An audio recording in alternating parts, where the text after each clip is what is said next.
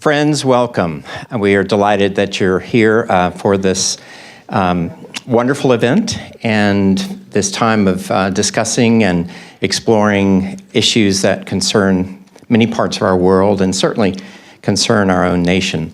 Religious nationalism is not an isolated phenomenon, as we will learn. I will introduce the speaker in just a few minutes, but first, I want to lift up two giants in the religious world that have passed away this week. Fethullah Gulen of the Hizmet movement in the Islamic community, a real ecumenically minded Muslim scholar, and also Gustavo Gutierrez, and many of you know was one of the leading lights and founders of liberation theology. So two gentlemen who thought outside the box, and we need more visionary people in our religious world. I do want to ask the sponsor and founder, really, of this event, Diane Tachmindji, to have a word of welcome. Well, I thank all of you for coming. I mean, Sunday is a time of many conflicts, and so we really appreciate your being here. But you're going to be rewarded because Dr. Juergensmeyer is expert on this subject, both what is manifested globally, and certainly we know it's manifested here in our own country. So he's going to explain and clarify and help us sharpen our understanding of it. But it's certainly something I think all of us have read about, heard about, and I know are welcoming, more clarification. And Dr. Juergensmeyer is the man to give us that. So welcome and thank you again, really. We are very fortunate to have our speaker with us this day.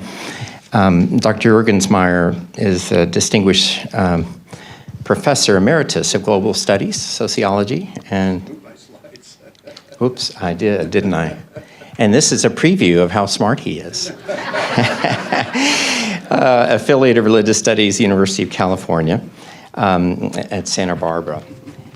He helped found and was the founding director of the Global International Studies Program, or Orphelia Center for Global International Studies.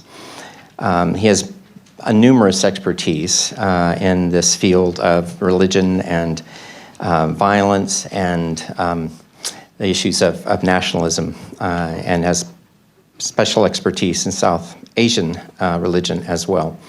You have a list of, I didn't list the 300 articles that he's published. You can thank me for that. But I listed some of the really fine books. He's published numerous books. Terror in the Mind of God was one that was very widely read. When God Stops Fighting, God at War, that whole intersection of religious violence as it takes place around the world. Dr. Juergensmeyer also edits several volumes for the Oxford series and is an editor on that committee for Oxford series of religion and other topics, yes?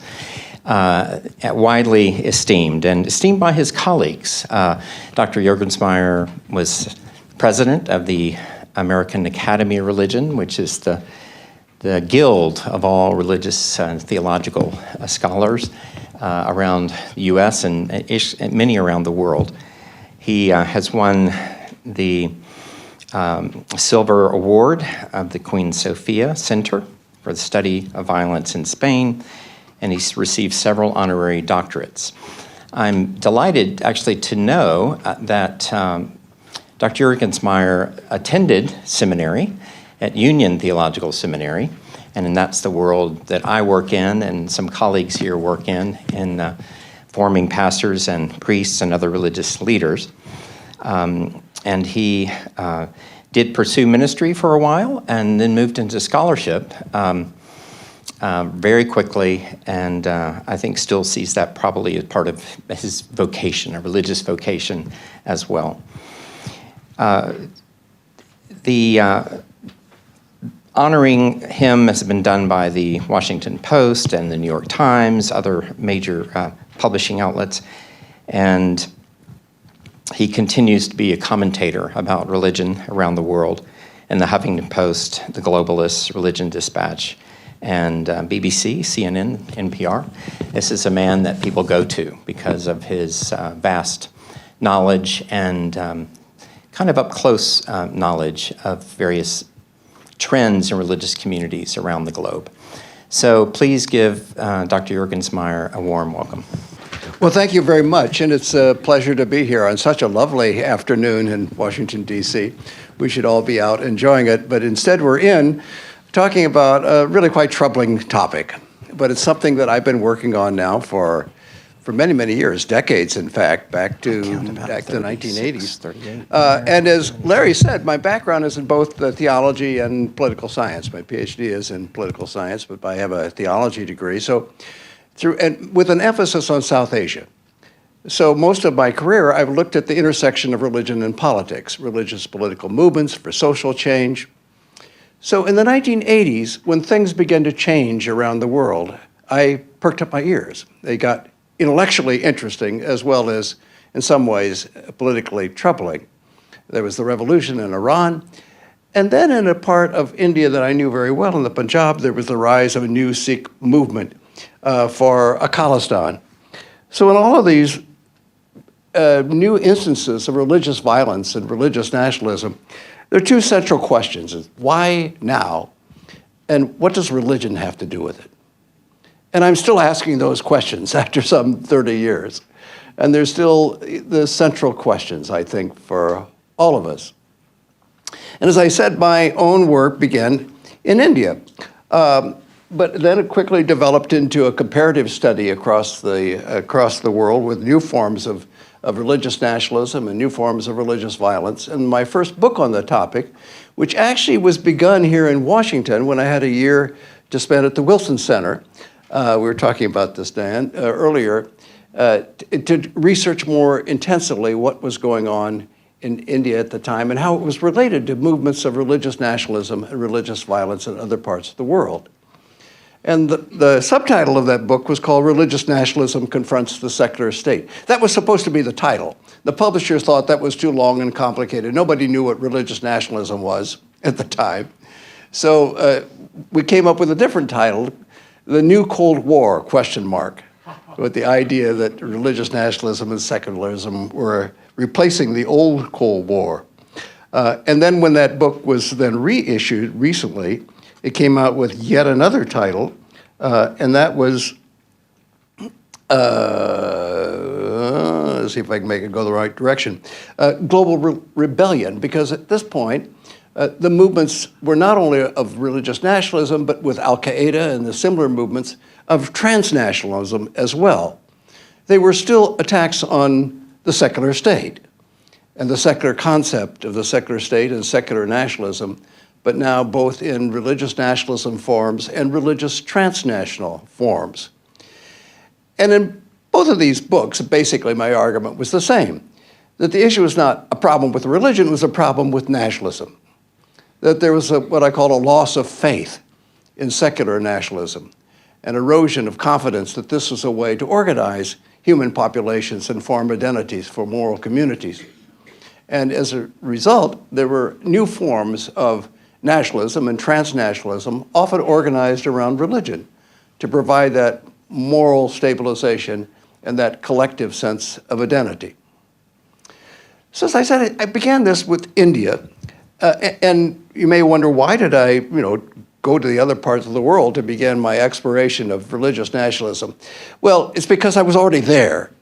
I lived in India for several years, in the northern part of India, in the state of Punjab, which is an area that a lot of Sikhs live. And that Sikh community, in fact, was embroiled in the 1980s in a very violent contest with the secular state.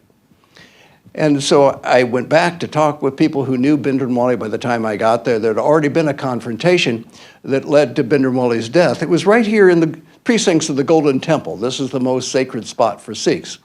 The Golden Temple is right in the center, but you can see the precincts have all these other buildings on the side, and it was in the Akal Takht, the white building over on the right, that Bhindranwale had holed up, and he had decided to make that his headquarters. So in Operation Blue Star, the Indian government, authorized by the Prime Minister at the time, Indira Gandhi, moved their tanks and moved their weapons into the precincts of the Golden Temple and attacked. They virtually destroyed the Akal Takht as a way of destroying Bhindranwale, successfully doing it, but also killing thousands of innocent pilgrims who had just happened to be there at the time. It was a very messy military operation. It was supposed to happen quickly, and it was just going to be a piece of cake. They tried to persuade Indira Gandhi. It didn't work out that way. It took days, and a lot of people were killed. And Sikhs around the world were angry, as if, Catholics would be upset if, the Italian government came into the Vatican to try to, uproot a small group of extremists in the Vatican. They've never done that, but you can imagine how Catholics around the world would feel. So Sikhs around the world felt the same way, including Indira Gandhi's own bodyguards, who then turned on her as she walked from her home to her office and assassinated her, and she was killed. And thousands of Sikhs were killed in reprisal. So I wanted to know why. Why was this happening? Because after all, the followers of Bhindranwale, the young men who followed him, the young Jat Sikh men, could have been my students. Maybe some were. And when I met with many of them, they would come in blindfolded with, mask on so I wouldn't be able to identify them. But when they sat down to talk and took off their mask, I almost fainted. These were young 18-year-old kids that should be out playing soccer and winning awards. And they were in this huge battle against the secular state. And I want to know why. What is it that can motivate people in what seemed to me such a quixotic venture to want to try to launch a rebellion against the secular state? And the conclusion I came was basically the one that formulated the basis of that first book. And when I then took my thesis on the road and looked at other parts of the world, I found a strong and surprising similarity. Because it was not just the Sikhs. In the Punjab, it was people in, how do I get rid of this? That was other parts of the world. It was a transnational movement, of course, in the case of Al-Qaeda. There were people who were in every religious tradition who were moved to try to rebel against what they thought were the horrors of the secular state. Now, the World Trade Center comes to mind, but before 2001, there was another attack in 1993. And it was basically the same cast of characters. It was basically the same idea. It was a concern with what they imagined, the power of the secular state to control what they imagined to be the possibility of a transnational caliphate, a transnational Islamic state. And they saw the economic and political and military needs of the United States encroaching on their own world. They felt under siege. And as a response, they tried to bring down the World Trade Center. Because after all, if you're looking for a symbol of America's economic power, World Trade Center kind of says it, doesn't it? If you're looking for a symbol of America's military power, Pentagon kind of says it. So in 2001, it's not really a surprise that those were the two symbols of America's dominance around the world that was chosen. They weren't successful in 1993. In fact, all they did was blow up a big hole in one of the sub-basements of one of the towers. If they had brought down that tower, it would have been angled to have brought down the tower next to it, like trees falling in a forest. The first would have fallen into the second. The second tower would have fallen into all the buildings in the surrounding area, rather than imploding the way they did on 2001. If they'd been successful in 1993, I reckon that over 100,000 people would have been killed instantly, because this was high noon, not first thing in the morning, as in 2001. But they weren't. They weren't successful.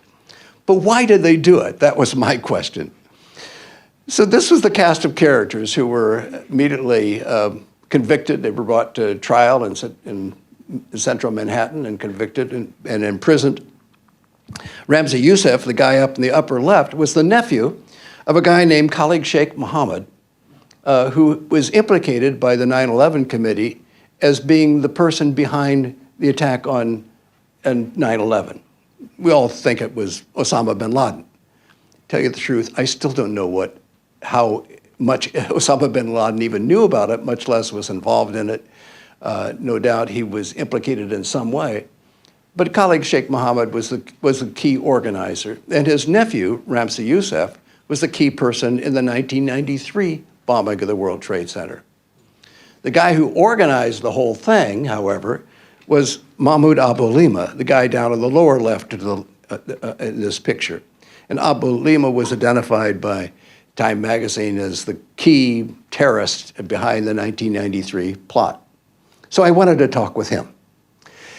How to talk with him? He was in prison at the time. Turned out that the prison he was in Lompoc, California. I was in Santa Barbara. It was 30 miles up the coast. That was easy.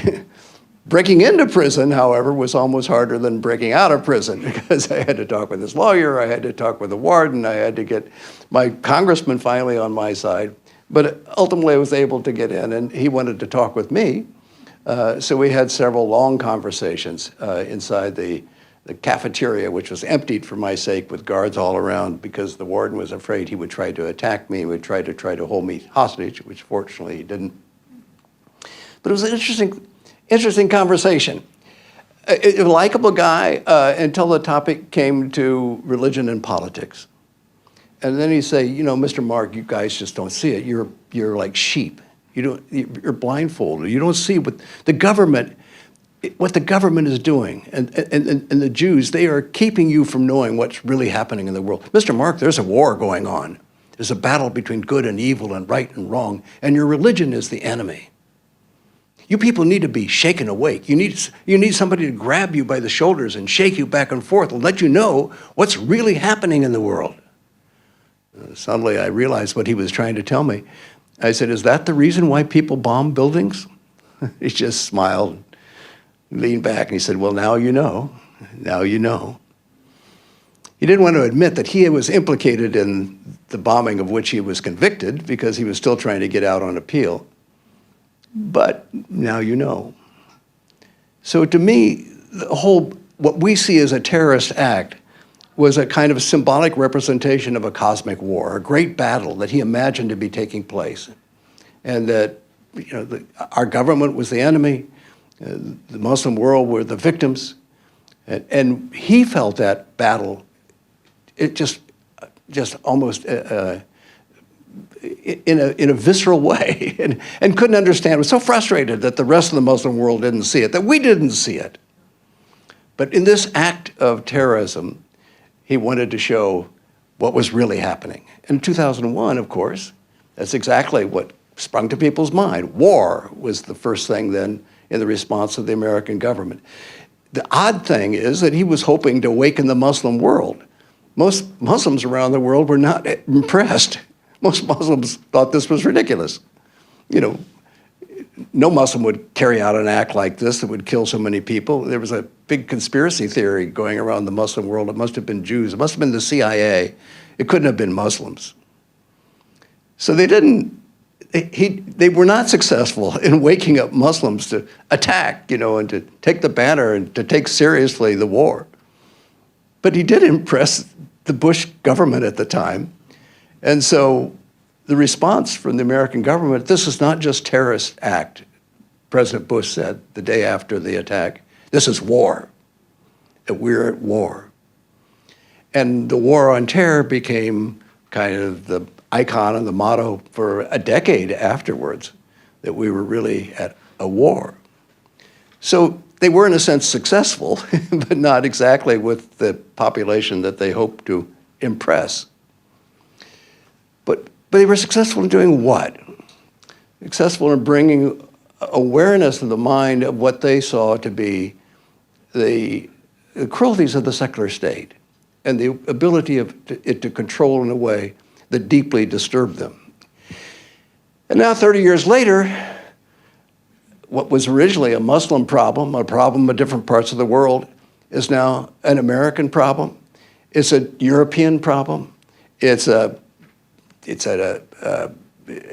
problem for Japan. It's a problem for Russia. We're in an era where increasingly there are signs of new forms of political interaction that take on a politically religious nationalist character.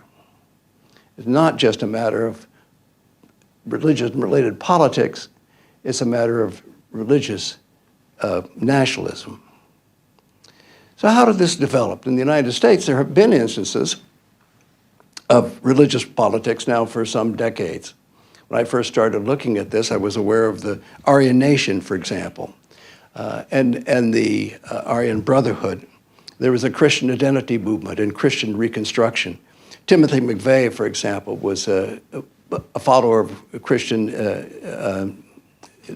identity movement, and he was a believer in something called cosmotheism. In the trunk of his car, after the attack on Oklahoma City Federal Building, there were all these copies of the Turner Diaries, a novel that talks about a great conflict which between true Christians, those people who are part of the order, they didn't even trust normal, even evangelical Christian churches, because they thought that they had bought into a kind of liberal and secular construct of what the nation should be. So it took these true Christians who believed in, and it was a strongly kind of patriarchal, male-centered idea of the manliness of the true white male Christians who would then lead the country back to its true roots. This was the idea behind cosmotheism that Timothy McVeigh was hoping to evoke. And like the attack on 9/11 and the earlier attack on the World Trade Center, he was hoping that this display of violence, this bringing down the Oklahoma City Federal Building, would awaken people. It would be a symbol of the war that was going on. And the true patriots around the country would rise up and battle with the American government. They didn't do that.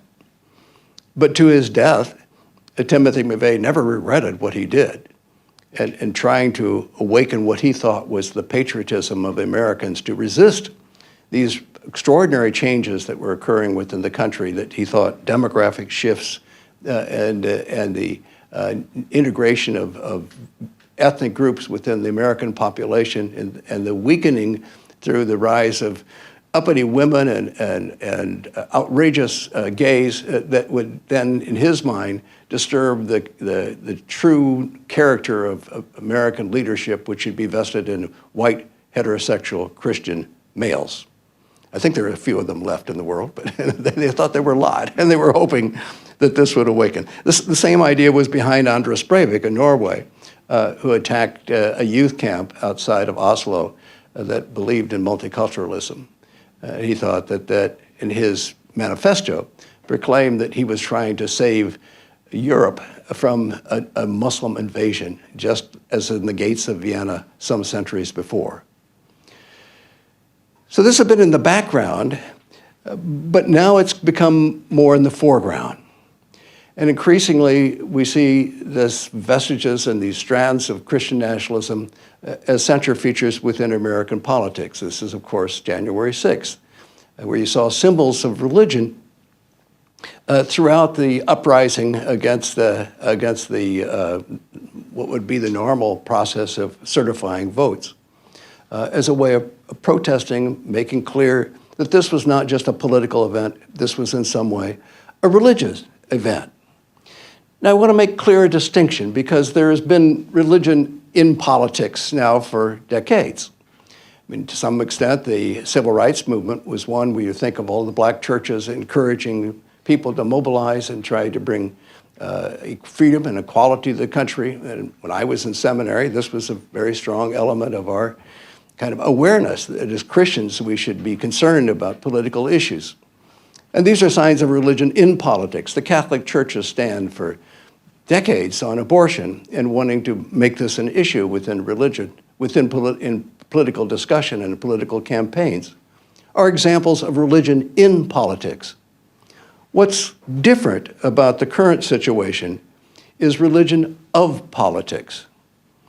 And that is when politics itself is construed to be a religious agenda, where the political discourse then becomes a part of theological discourse, where the nation is not just influenced by religion, it embraces religion. It is characterized by religion. It is fundamentally a religious nation. That's different.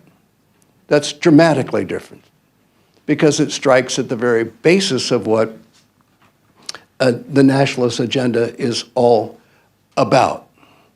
And you can see that not just in current politics in the United States, but throughout the world. In the conflict right now in Gaza between Hamas and the Israeli government, it's full of religion on both sides.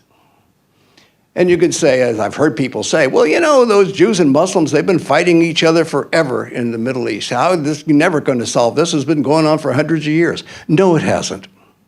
I don't know who told you that, but it's simply not true. In fact, this kind of religionization of struggle on both the Israeli and the Palestinian side has only been going on for about 30 years, 35 years to be exact, around the beginning of 1990. I know, I was there. I was in Israel at the time trying to track these new developments of religious violence and religious nationalism. And I saw to my astonishment that there were major challenges on either side that have affected, and you see them now in the terrible tragedy of the Gaza attack. But at the time in the 1990s, on the Muslim side, there was a remarkable appearance of this guy, Sheikh Yassin, who was proclaiming that the Palestinian Liberation Organization led by Yasser Arafat was too secular. And I knew that because I talked with Arafat and Arafat's family, and I knew that they had no particular interest in religion. His wife wasn't even Muslim. His wife was Christian, Arab Christian, but he was not. Religion didn't enter it. It was a fight for Palestinian rights, ethnic rights. It was a matter of land, not a matter of religion. Until this guy came along. And here I am interviewing Sheikh Yassin. This was in the 1990s. We both look a little bit different now. My hair is a little bit whiter, and he is less, alive because because he was struck by an Israeli missile. And the earlier time when they thought just killing a leader would get rid of the movement. And I can tell you that didn't happen. What happened when Sheikh Yassin was killed, and then Dr. Rantisi, his second man, and whom I've also interviewed, along with many other leaders of Hamas at the time, when they killed them, then Hamas grew in strength. That was when Hamas took over the elections on both the West Bank and Gaza, and then continued in Gaza. But that all happened because of the killing of Sheikh Yassin. Now this time, with killing first Nasrallah, the Hezbollah in Lebanon, and then killing Sinwar in Hamas, Israel is convinced it's going to work this time. I don't know. I don't know about that. I was on BBC last week commenting about that, and I said my best guess is that it buys Israel a couple months of quiet, because it has degraded the military capacities of both entities. But in the long run, you've got the kind of anger and the motivation and the commitment and resurgence of allegiance to both Hamas and Hezbollah, which my guess will make them stronger. We'll see what happens. I hope I'm wrong, but it seems to me a very troubling kind of strategy if you're trying to make peace with your neighbors. But anyway, this is me and Sheikh Yassin many years ago when Sheikh Yassin told me that Palestine would never be free until it was a Muslim state.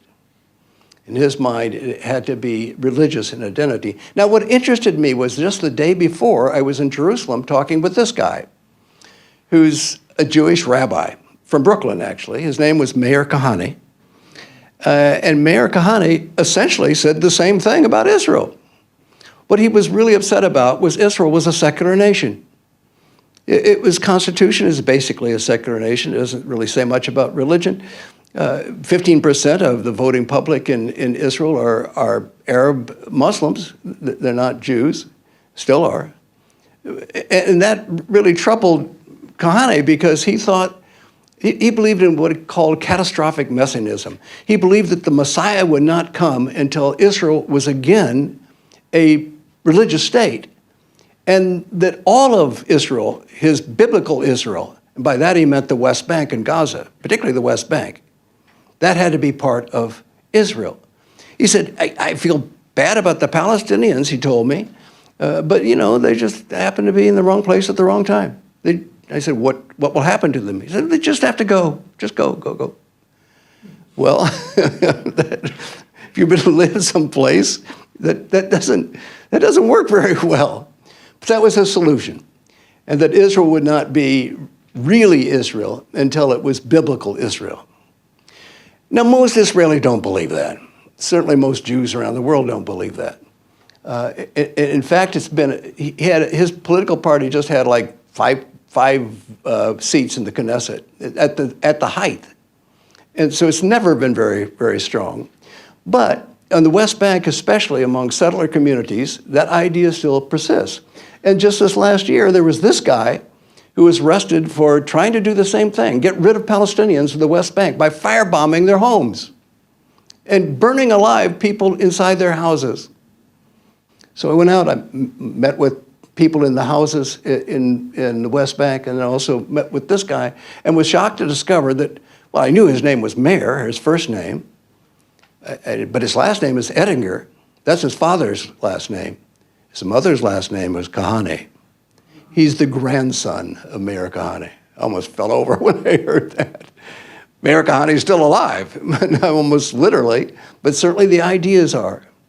And in Netanyahu's cabinet right now, one of the key players is basically in the same position, the Kahane position, the guy who killed Yitzhak Rabin when he shook hands with Yasser Arafat in the Rose Garden with Bill Clinton standing behind him, was a follower of Meir Kahane. It's a very extreme position. Most Israelis don't follow it, but there's this minority group that has an extraordinary influence on the Israeli government. With this kind of coalition Netanyahu has, he can't afford to lose even a small little minority party like that, which means he's never going to give in to a two-state solution. And that increasingly he's going to give in to the idea that, yes, Israel should occupy all of biblical Israel. That's a religious nationalism. In the Ukraine war, not so much on the Ukrainian side, but on the Russian side, again, there's these images of religious nationalism, the idea that the war is not just about territory, but it's about defending Russian civilization. And to do this, Putin has this extraordinary relationship with the patriarch of the Russian Orthodox Church, Patriarch Kirill. And on Easter Sunday, right after the invasion, Kirill said, "We have entered into a struggle that is not just physical, but has a metaphysical significance." By that, he meant this was a cosmic war. This is a battle between good and evil and right and wrong. It wasn't just a matter of territory.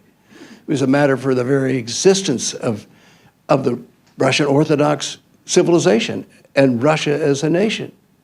He was fusing religion and politics in a way that's a kind of awful religious nationalism. Myanmar, you think, oh, those Buddhists, they're the peaceful people. They believe in nonviolence, right? Well, these are Buddhists, those guys walking in front, who've just set fire to a Muslim village in Rohingya state, burning alive Muslims and trying to drive them out of the territory. And this is the same fire, but now you have the military, the police, standing aside and watching as this was happening. You have basically a purge of Muslims where they live forever in Rohingya state, which is right near Bangladesh. They didn't come from Bangladesh. I have friends in Chittagong who say, we know those people. Their language is totally different. Their culture is different. They're not Bangladeshis. But as a result, they have literally gone through a purge. It's a genocide from which they have to physically escape. And not just a small number, hundreds of thousands swarming into camps in Bangladesh and on boats in Southeast Asia, wherever they can seek refuge. And when I talked with the Buddhist monk who was behind all of this, Ashen Wiratu in Myanmar, in the city of Mandalay in a monastery, he had just appeared on Time magazine with the caption, "The Buddhist Face of Terror."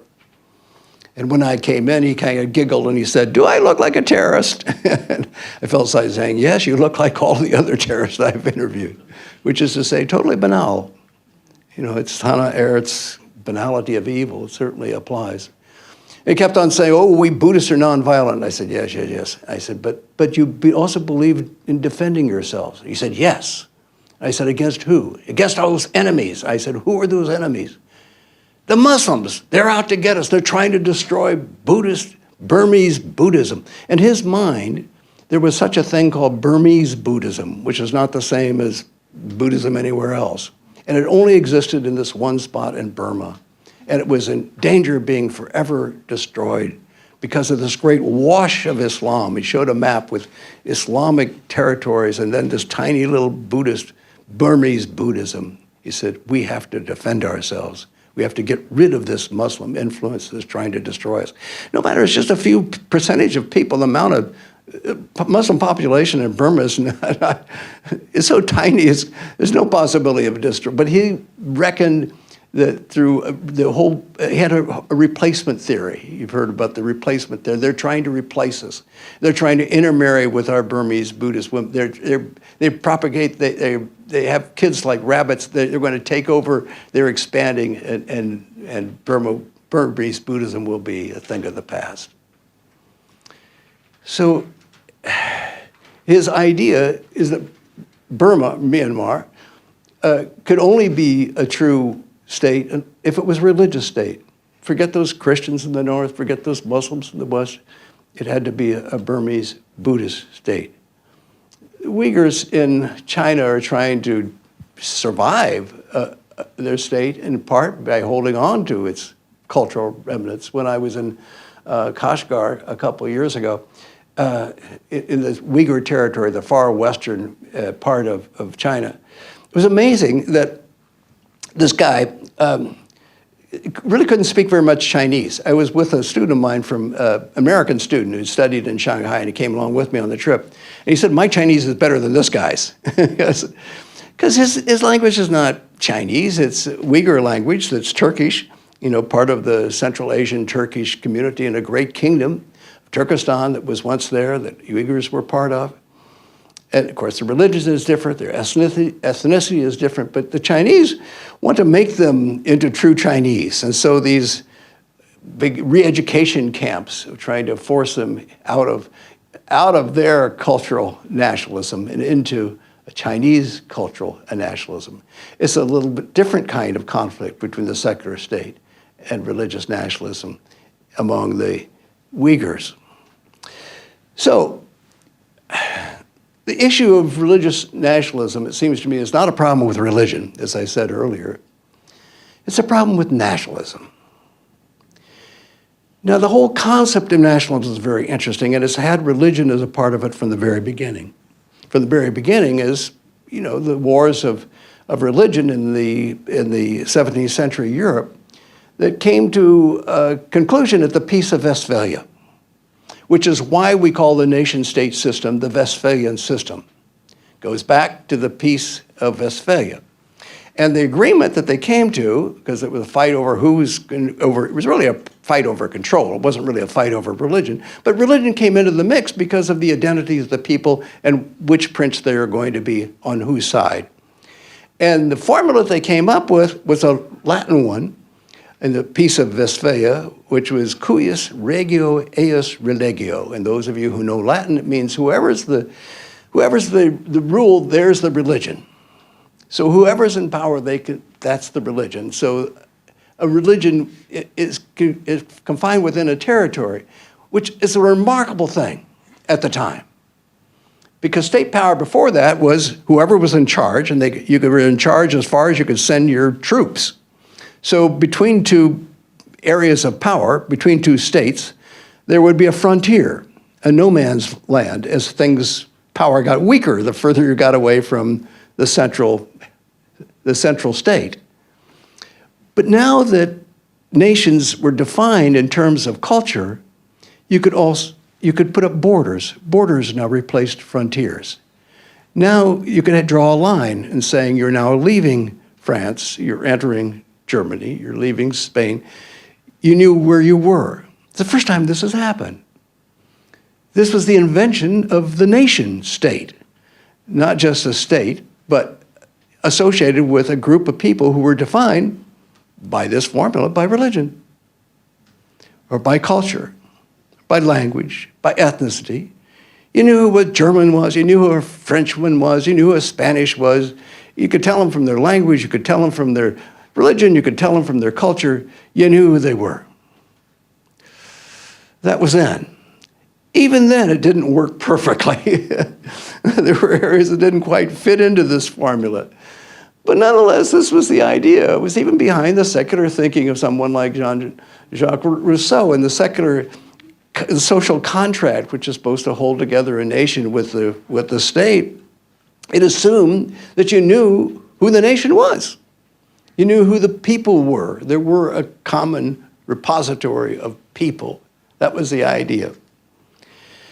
As I said, it never worked really very well, but it worked even less well when this idea was imposed on the rest of the world.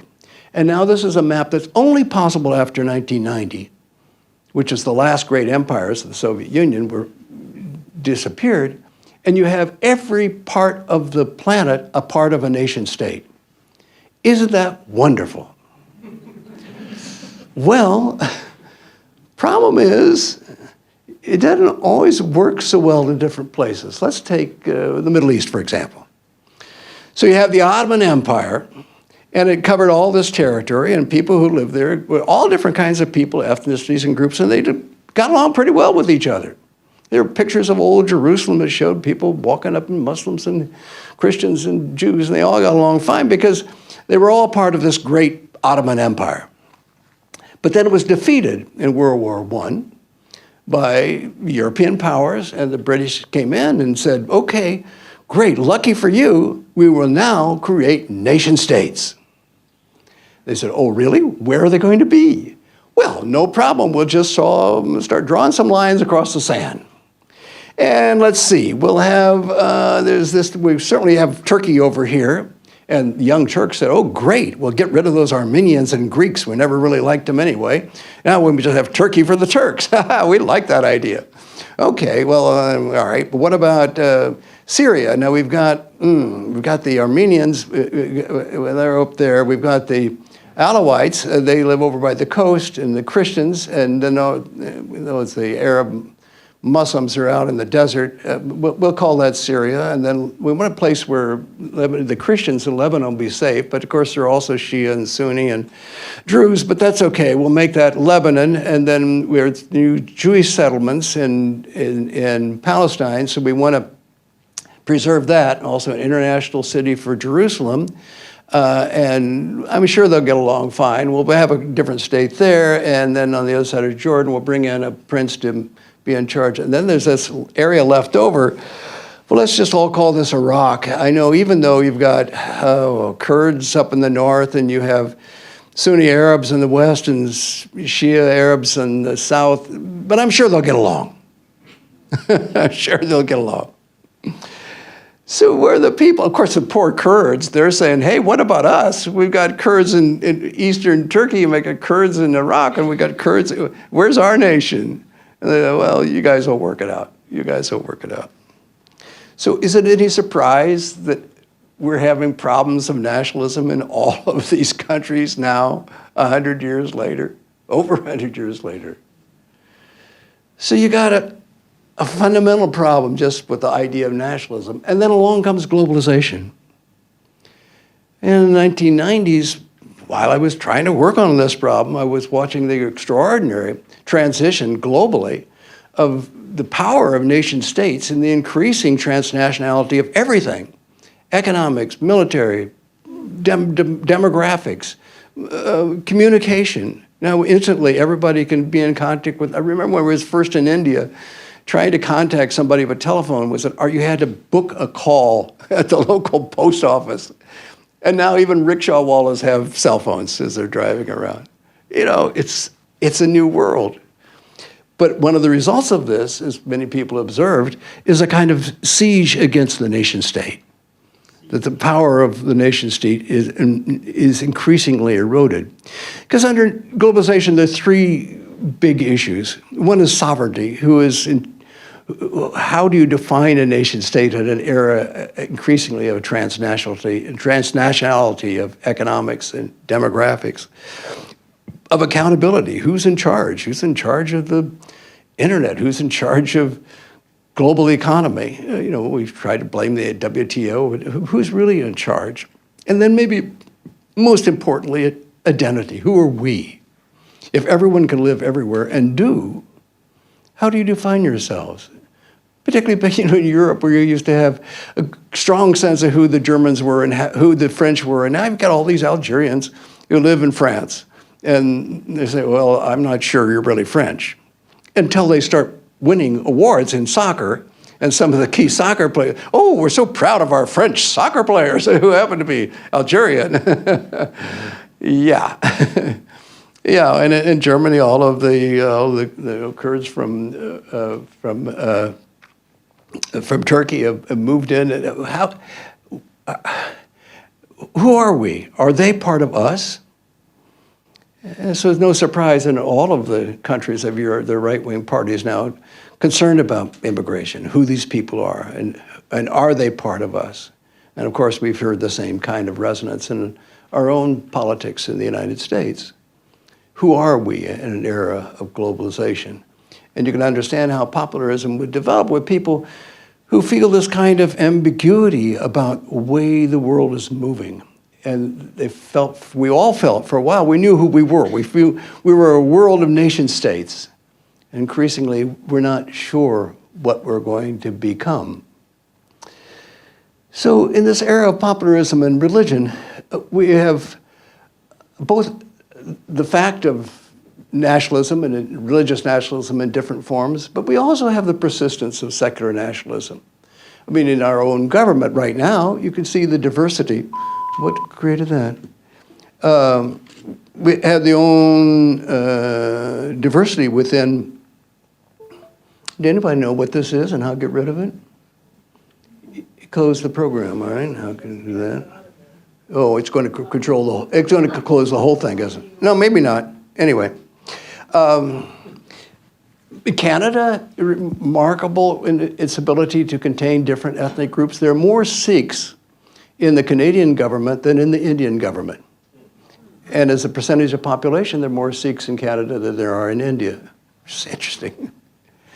In Australia, I mean, for years, Australia was a bastion of white culture. It didn't let any, but suddenly, with the economic shift in the world, they discovered maybe they're part of Asia after all. And with that, a welcomeness of Asian money and Asian people, and now Australia is celebrating its diversity. I mean, Singapore has always been diverse. And I just recently gave a talk like this in Singapore, and of course was reminded of the kind of persistent diversity of Singapore in the face of the kind of exclusivism that you see in other parts of the world. So, how to ensure that secular nationalism persists? I mean, a vigorous separation of church and state, a balance of power among different groups, a respect for cultures and intercultural respect, the kind that we're talking about today. But we're still faced with the persistent religious nationalism, which leads to the question, what is the future all about? Where are we going? What are we headed towards? A future of tribalism on the one hand, and we see signs of that all around us, not just in this country, but throughout the world, with new kind of responses to a hatred of, a fear of globalization, a fear of multiculturalism, of wanting to regress and to reclaim roots, even if they're imagined in the past. This idea that America has always been a Christian nation. No, it hasn't. But you can imagine that it was. This kind of tribalism. Or this could be any of my students who celebrate our global citizenship. We're proud to be a part of a world that's changing, and a world that accepts people of all different backgrounds and cultures and genders and sexualities. We're all different, but we're all part of a global community. And boy, every time I go to my classroom, I see that. I go, how could this world be any different? These are the leaders of the future. So which is it? Are we going to be a world of tribalism, or are we going to be a world of global citizenship? Now, my own suspicion is that there's an option 3. And the option 3 is muddling through. We'll do what Americans have always done. It's like, what does Yogi Berra says, it will come to a fork in the road, take it. we'll look at those oppositions and we'll embrace both of them. My guess is whatever the outcome of the election next week, there will still be a strong sense of religious nationalism. There'll be a strong sense of global community that will persist and be in tension with each other. That's the way we've been, and I think that's the way we'll continue to be. My larger question is, what will be the context of this in a future that is, we'll go back to the slide, one where global warming is increasingly the problem, the physical problem, and where AI, artificial intelligence, dominates our world increasingly. These are going to be changes and stresses on our society and on our individual lives in a way that this kind of confrontation between nationalism and globalization will seem like, a small thing of the past. I think increasingly these, and there could be other issues which we haven't even imagined, which raises an even larger question, is what will either religion or nationalism look like in the future? Because I see the signs of transition of both of those things. When I look at my students who are, most of them are not associated with any kind of organized religion. They are part of the nuns. That's N-O-N-E, nun, not N-U, not the ones on the bus. The nuns who are increasingly, when the Pew Research does its polls and ask what your religious sentiment is, people don't check, Christianity or Catholicism or Buddhism, or they don't even check atheism or agnosticism. They check none. And if you ask them, as I ask my students, do you believe in anything? They say, we believe in spirituality. We're spiritual people. We're just not religious. And what they mean by that is that they're part of a new religion. They're part of a kind of substratum of religiosity and ethical concern that defies the traditional labels of religion. And I'm part of a religious community. I'm Protestant, a liberal Protestant, a dying breed. But my religiosity hasn't died. It's just been transmuted into other forms. And I think increasingly that may be a part of the future. The old religions won't cease to exist, but they will be affected by and be embraced by a new kind of global religiosity, I think. And I think nationalism also will undergo the same kind of transition. I mean, the very fact that in the place where nationalism was created in Europe, the EU then developed as a transnational community to embrace them, I think is a remarkable thing. And I think that might also be a part of the future, new forms of political organization that transcend the nation state while not completely destroying it. In my class, I'm still teaching, no longer at UC Santa Cruz, but at Claremont, just one class a week. I teach on global conflict, and we focused on Israel and Palestine. And a colleague came to class this last week to talk about the Israel-Palestine Confederation that he's been struggling for years. And the idea is that there'd be a new confederation, kind of like the EU, that would bring together both Israel and Palestine. And it wouldn't change anything. Israelis could still have, a Jewish state, no problem. The Palestinians would have their own Muslim and Christian state, whatever they want to call it, but they would be part of a confederation that would be concerned about the whole region and try to moderate any kind of conflicts between them and to provide for the benefits that would affect everybody living in the territory. And what a nice idea.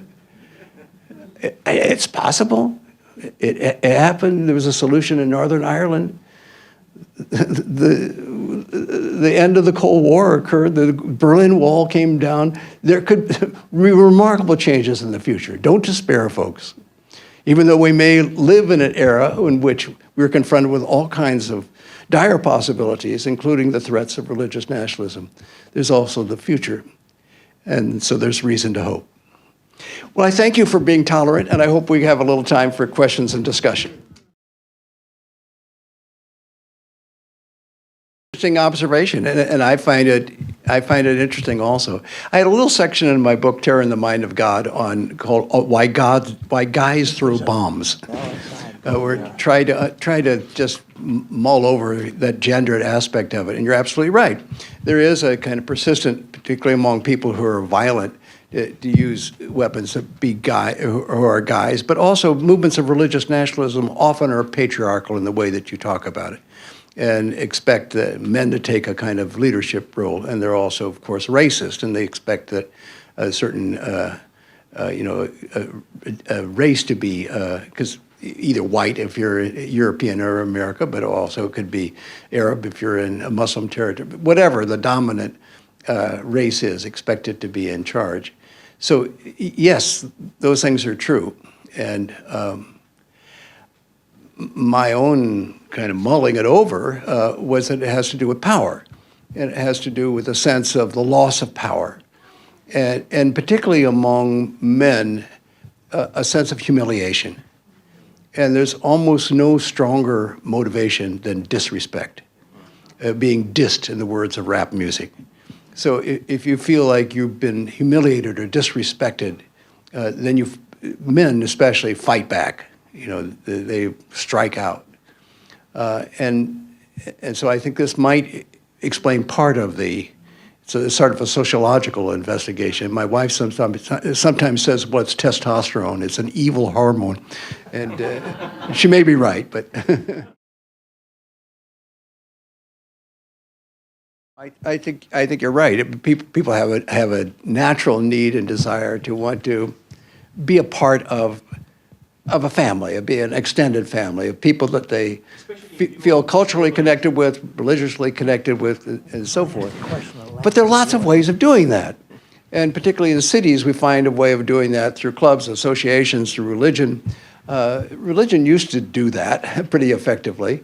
Bob Putnam, a colleague of mine, wrote a book called Bowling Alone, how increasingly we're alien from any kind of a community association, including the ones that churches used to provide. And they often provided that kind of identity.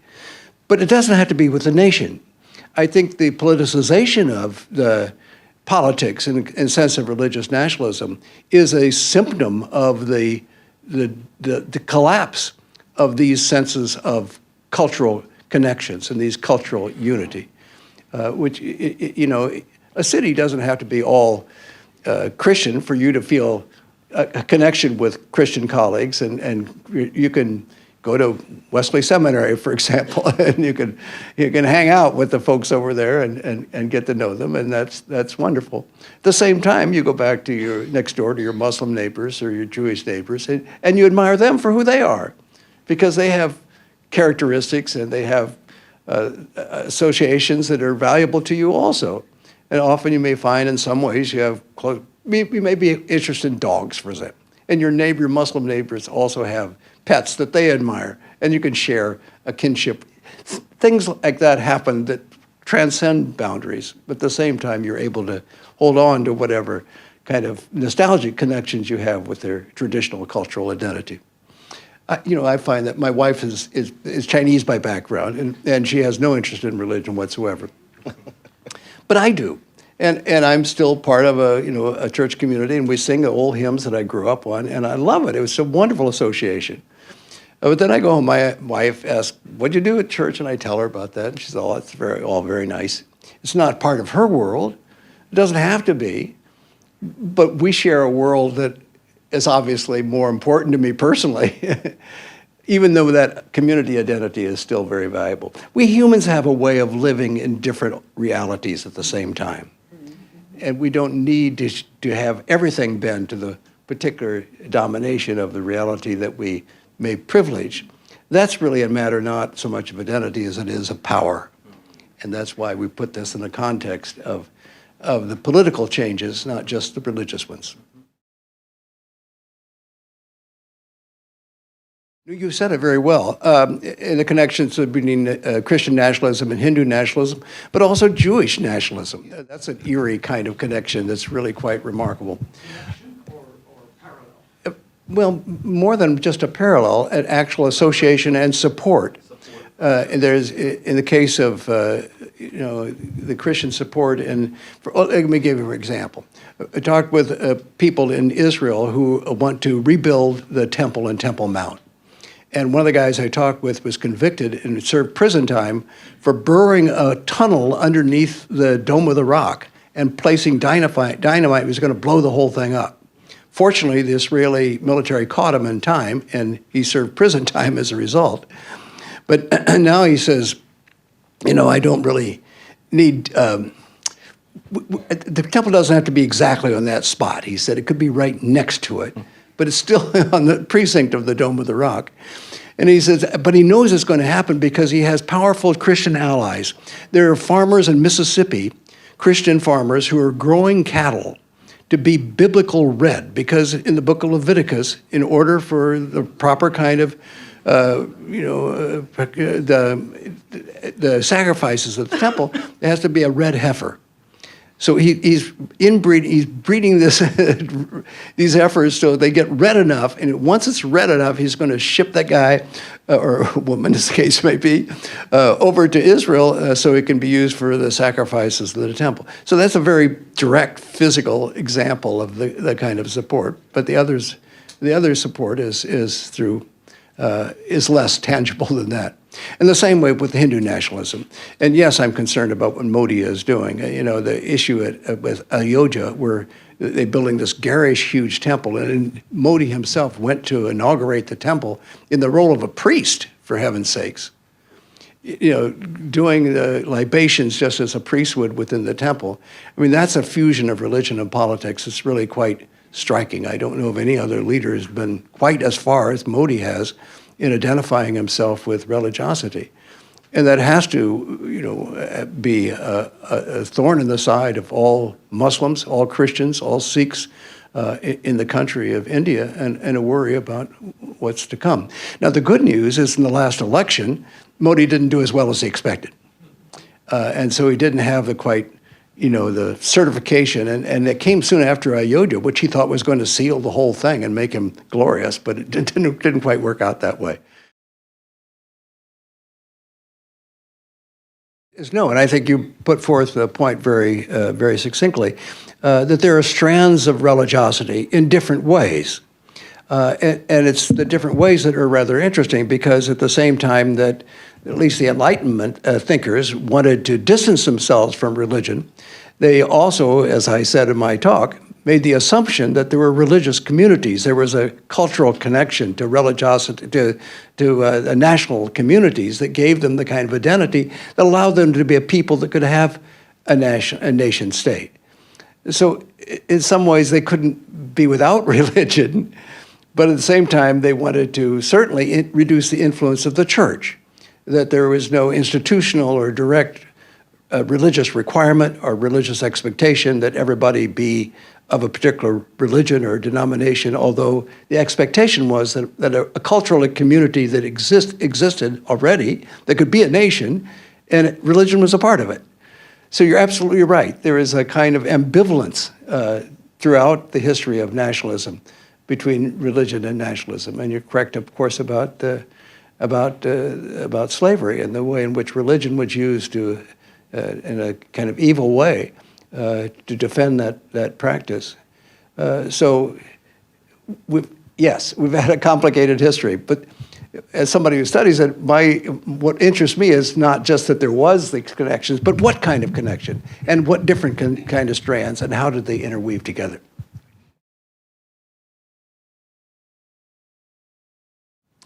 Yes, well, of course, to some extent that's always been the case, but I think also there is another fact, and that is the rise of the internet.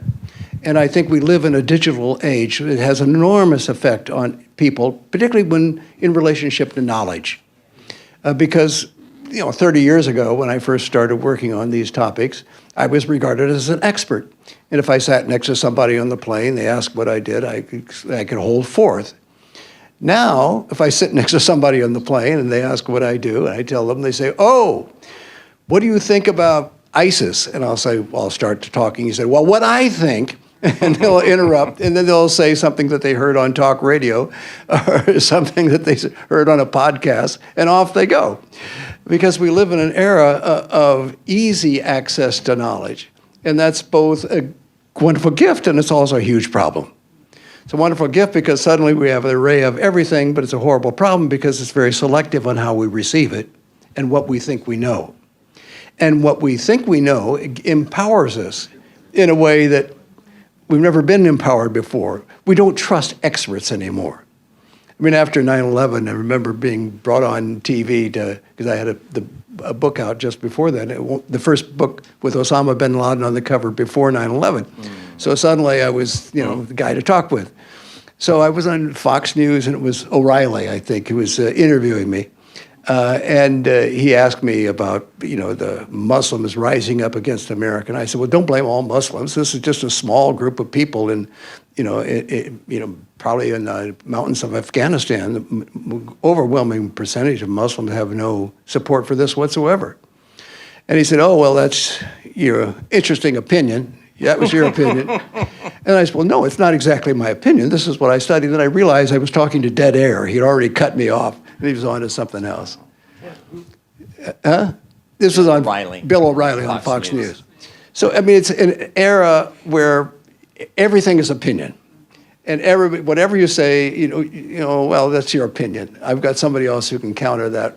You got experts, we got experts. We know at least as much as you do because, we can Google it, we can find it out. We have our sources on Google, and we can find it out. So it's a troubling time, to be sure.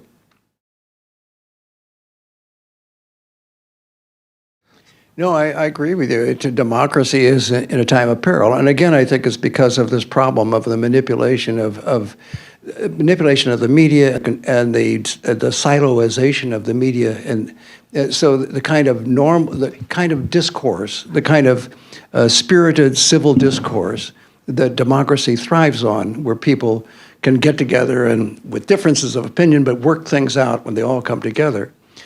It becomes much more difficult when you are convinced that you have a single source of truth, that truth is absolute and your neighbor is absolutely wrong. It becomes very difficult to have this kind of dialogue, which is absolutely essential for democracy. So you're correct that we live in a time, in part because of the character of the media and the media environment in which we live in, that would allow for this kind of easy discourse. Which is tragic. When Plato in the Republic, when he was looking at different forms of government before he advocated the rule of the philosopher king, was presented with the idea of democracy, and he said that democracy is simply rule by the mobs. And I wanted to think he was wrong, but unfortunately, in an era where the democratic spirit can be easily manipulated, I sometimes think that there has a point. The only problem is, where are we going to find that philosopher king? There are many kings trying to rival each other and to search for power. I don't see many philosophers among them. So I'm not sure that was a solution either, which brings me back to democracy, and I still have hopes for it. Well, I share your analysis. I'm not quite as pessimistic, simply because things do change, which is why in my last slide I talked about the rising threat of global warming, the threat of AI. That imperils everybody, regardless of their position. And, I don't know how that's going to affect our relationships as a political community, but I know it will. And my optimistic side says it may force us together in a way that we haven't been able to come together before. We'll see. I'm a congenital optimist, I have to confess. And by the way, I even though I was ordained a Methodist, I am now associating myself with the Episcopal Church. I have ever since I was in seminary, when I was an intern at an Episcopal church in Harlem, and I was so impressed with what they were doing. Yeah, with Bill Weber. Yeah, yeah. So, and I comfort myself with thinking that John Wesley was always an Anglican. He never wanted to leave the Anglican community. He was kicked out. Yes, you're right that each of these cases are different and that there are circumstances that are shaped by the particular environment in which they exist. But there are a couple commonalities, and one is their common understanding of the secular state as flawed in some way, and their expectation of a different kind of political community that would embrace everybody, or at least everyone that they think is important. But that, of course, leads to the second problem, and that is the kind of exclusivism that comes with this image of cosmic war, a great battle, in which there is a good side and a bad side, and that they're identified in part by religious communities. So that's the commonality. Whether there's a solution in there, I don't know. I hope so, because it seems to me that one can conceive of forms of communality that respects religiosity and respects the underlying faith and environmental and ethical concerns of people without being sectarian in a narrow way that would exclude one group of people from the other. That was, of course, supposed to be a part of the original framework of nationalism, but I think it can be again, where we're conceived of political communities in a way that embrace everybody. Whether this will be in the form of nation states or larger collectivities, I think that remains to be seen, but I think that's a part of the future.